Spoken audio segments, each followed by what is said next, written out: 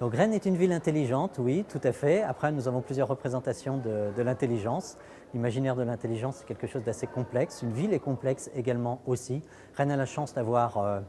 une histoire liée au numérique et à la science, à la connaissance, à la recherche, à un tissu industriel riche qui permet justement de s'appuyer sur toutes ces compétences pour en faire une ville intelligente. Maintenant, justement, le challenge, c'est de réussir à transformer en fait ce numérique, à utiliser ce numérique pour permettre des actions qui permettent de mieux vivre sur le territoire, de mieux se former par exemple, de mieux gérer la santé, de mieux gérer les ressources, collecte, valorisation des déchets. Donc comment on va pouvoir utiliser le numérique pour améliorer en fait le fonctionnement de la ville. Et ça,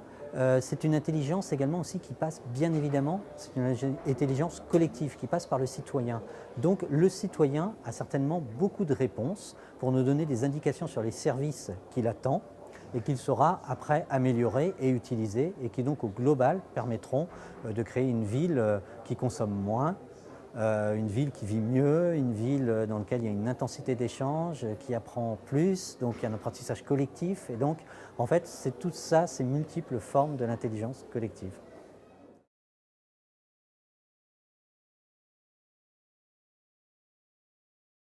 Donc les bénéfices et les avantages pour les habitants, c'est en termes de services, être mieux informés en fait de ce qui se passe sur le territoire, mais également aussi de leur propre consommation, par exemple, pour essayer de modifier certains comportements, pour pouvoir par exemple consommer moins, donc avoir une facture énergétique aussi moindre, donc faire des économies. Donc ça c'est un type de service, grâce justement à l'arrivée, à l'apport du numérique. Et on a vu un exemple tout à l'heure qui a été présenté pendant la matinale de Rennes Atalante, c'est en fait Smart TB, qui sont des mini capteurs compteurs que l'on peut mettre dans la maison, qui ont donc été construits par des étudiants de Télécom Bretagne et réalisés également aussi dans le laboratoire de fabrication numérique installé à Rennes, et donc qui permettent donc de mesurer une consommation d'énergie, de voir tout de suite sa consommation en temps réel, et lorsqu'on voit sa consommation, ça a un impact sur le comportement. On a pu le constater dans certains bâtiments publics, par exemple, et ça permet donc de réduire sa consommation et de réduire sa facture en matière d'énergie. Ça, c'est un exemple. Après, on souhaite vraiment